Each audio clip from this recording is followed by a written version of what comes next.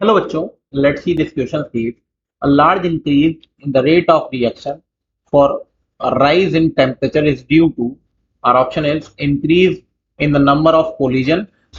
The B option is the increase in number of activated molecules. The C option is the shortening of mean free path, and D is the lowering of activation energy. So the key concept is effect of rate on temperature, ऐसा बोल सकते हैं.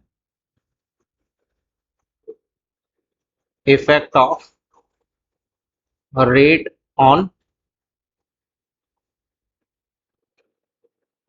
Temperature. आप इसको समझ सकते हैं एक ग्राफ से. जो ग्राफ है मैक्सवेल वेलोसिटी कर्व है. तो जैसे हम लोग बोले हैं by using Maxwell velocity curve, जैसे जैसे टेम्परेचर बढ़ाएंगे तो नंबर ऑफ एक्टिवेटेड मॉलिक्यूल जो है वो प्रोडक्ट फॉर्म करने में लग जाएंगे. देयरफॉर हम लोग यहाँ से बोल सकते हैं कि रेट आपकी बढ़ जाने वाली है. ठीक है. तो मैक्सवेल के हिसाब से अगर हम लोग बोलें, ग्राफ भी देख लीजिए. This one is graph. ये बनता है फ्रैक्शन ऑफ मॉलिक्यूल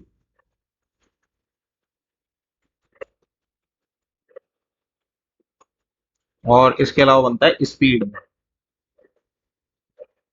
तो जैसे ये ग्राफ शुरू हुआ. ठीक है. तो ये सबसे ज्यादा जो होगी ये तो हो जाएगी आपकी एमपीएस स्पीड यानी मोस्ट प्रोबेबल स्पीड. इसके अलावा जैसे जैसे नीचे आएंगे तो इसको आप कैलकुलेट कर सकते हैं. ये हो जाएगी आपकी average speed.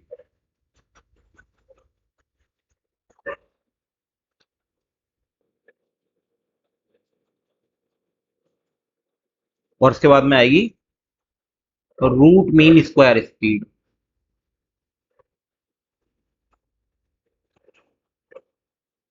Root mean square speed. Clear है. तो आप यहां से बोल रहे हैं by using Maxwell velocity curve. Maxwell's velocity curve. The rise in temperature increase the number of activated activated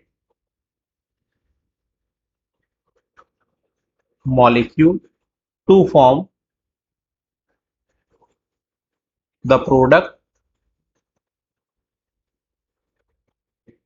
Therefore, rate of reaction increases. Increase कर जाएगी आपकी रेट ऑफ रिएक्शन. और आप बोल दें increment in rate of reaction for rise in temperature is due to the increase in collision frequency. आप ऐसा भी बोल सकते हैं कि कॉलिजन फ्रीक्वेंसी जैसे जैसे बढ़ेगी वैसे वैसे क्या बढ़ जाएगा आपका. जैसे जैसे आप टेम्परेचर राइज कर रहे हैं रेट ऑफ रिएक्शन बढ़ रहा है. रेट ऑफ रिएक्शन किसी वजह से बढ़ रहा है, इंक्रीज इन कॉलिजन फ्रीक्वेंसी, जिसकी वजह से जो मीन फ्री पाथ है ना वो भी शॉर्ट हो जाएगा आपका. और नंबर ऑफ एक्टिवेटेड मॉलिक्यूल्स भी जो है आपके बढ़ जाएंगे. तो यहां से बोल दें यानी कि टेम्परेचर इंक्रीज करेंगे तो रेट ऑफ रिएक्शन इंक्रीज करेगा. और ये क्यों इंक्रीज करेंगे? ड्यू टू आप बोल दो कोलिजन फ्रीक्वेंसी. कोलिजन की फ्रीक्वेंसी बढ़ जाएगी.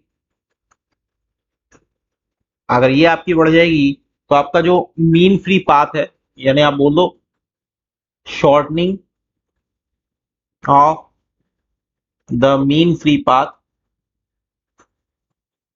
पाथ जो है वो लेस हो जाएगा और नंबर ऑफ एक्टिवेटेड कॉम्प्लेक्स बढ़ जाएंगे या एक्टिवेटेड मॉलिक्यूल बढ़ जाएंगे.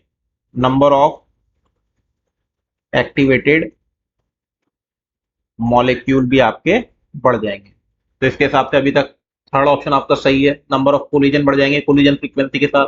और ए ऑप्शन भी आपका सही है. और increase in the number of activated molecule ये भी सही है. तो इसकी वजह से एक्टिवेशन एनर्जी जो है कम नहीं होगी. तो ये ऑप्शन आपका गलत होगा. तो the right option is A, B and C. So hopefully आपको ये सब कुछ समझ में आया होगा. तो the right option is A, B, C. Hope you understood it well. Best of luck.